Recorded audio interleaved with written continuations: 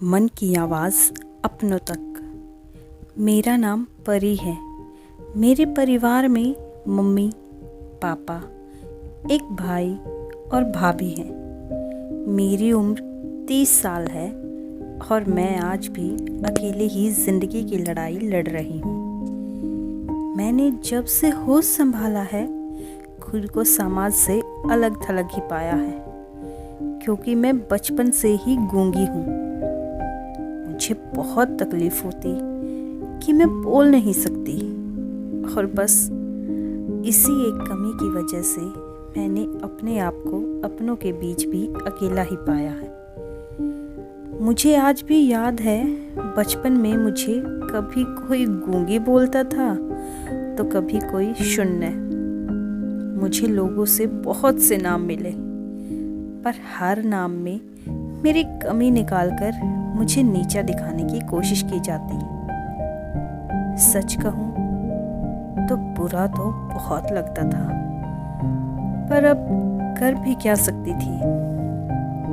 खैर, धीरे धीरे मुझे एक बात समझ आने लगी कि आखिर भगवान ने मुझे जैसा बना के भेजा है वो तो स्वीकार करना ही होगा।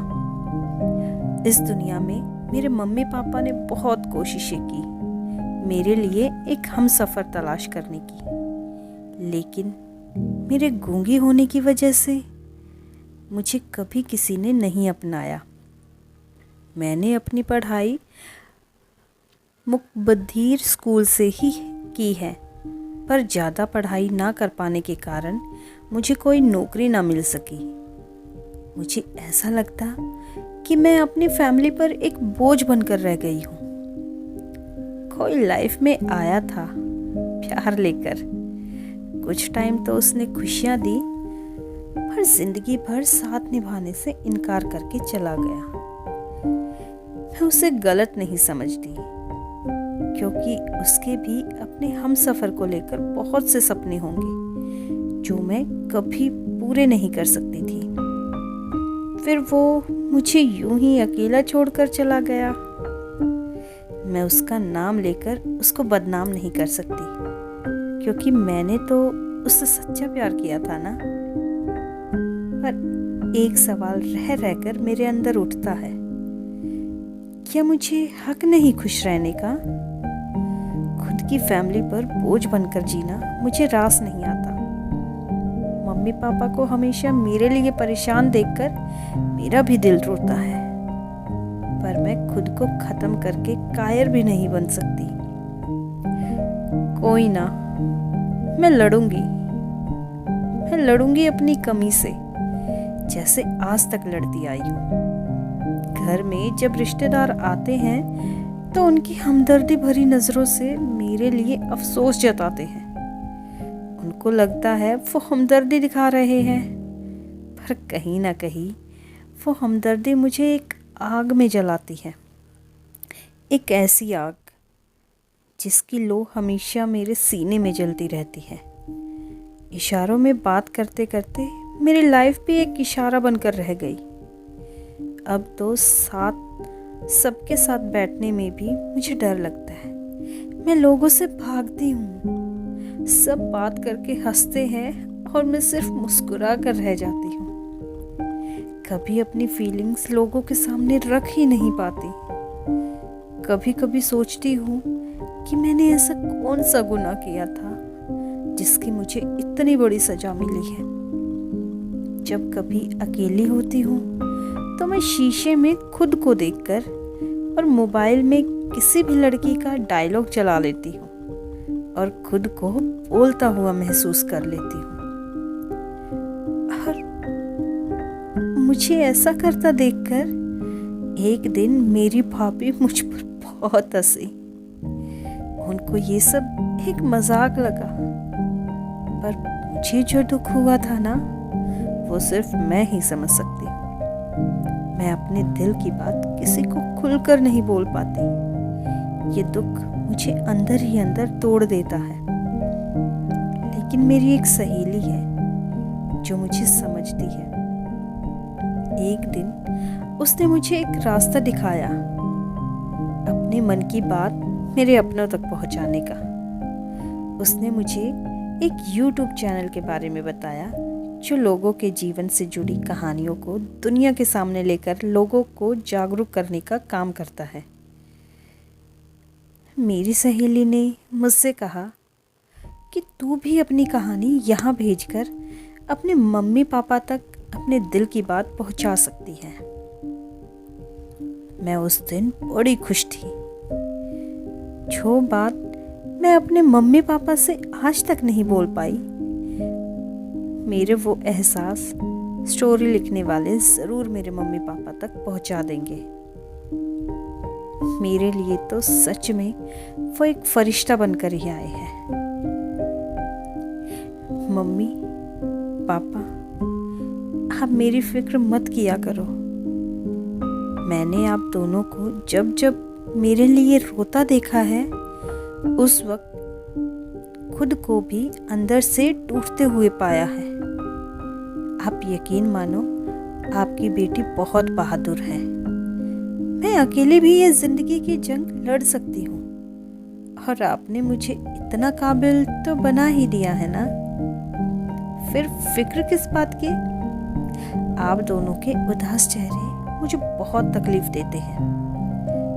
मेरा भी मन करता है अपने मुंह से आपको माँ पापा कहकर बुलाऊं। हर बार आ आ आ आ करना मुझे रुला देता है। पापा, मेरी शादी के लिए आपका किसी के सामने गिड़गिड़ाना मुझे लाचार होने का एहसास दिलाता है। आपको किसी के सामने भी हाथ जोड़ने की ज़रूरत नहीं है। यह ज़िंदगी जीने के लिए आप दोनों का प्यार और साथ ही मेरे लिए काफ़ी है। बस आप साथ हो, इसके सिवा मुझे ज़िंदगी में कुछ और नहीं चाहिए। मम्मी पापा, मैं आपसे बहुत प्यार करती हूँ। हाँ, मेरे भी सपने थे कि किसी की पत्नी बनूंगी, किसी के घर की बहू बनूंगी। मैं नहीं बोल पाई तो क्या हुआ, मैं भी माँ बनूंगी। मेरी आवाज़ मेरे बच्चे बनेंगे। लेकिन सपने पूरे हों ये ज़रूरी तो नहीं ना। मैं एक लड़की हूँ और शायद लड़की ही रह जाऊंगी। एक दिन गृहिणी शायद कभी नहीं बन पाऊंगी, पर आपकी बेटी तो हमेशा रहूंगी ना। आप बस मुझे हिम्मत दिया करो, मेरे ऊपर अफसोस मत किया करो।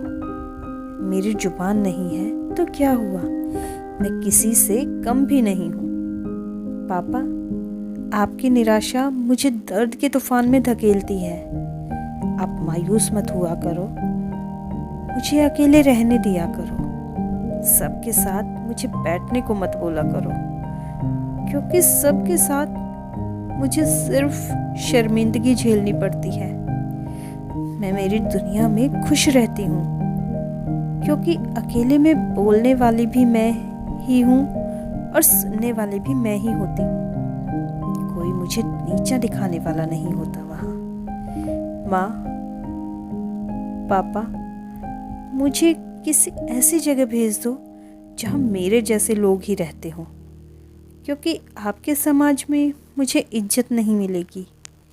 मैं कभी कभी सोचती हूँ, यदि मेरी भी आवाज़ होती तो किसके जैसी होती।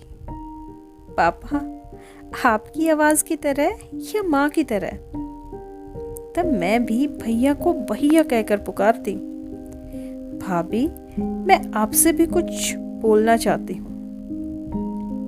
भाभी, मैं आपके पति की बहन हूँ, तो आपकी भी छोटी बहन की तरह ही हुई ना।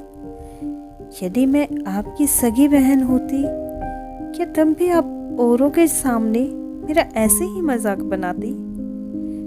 नहीं ना, तो मेरा भी मत बनाया करो ना।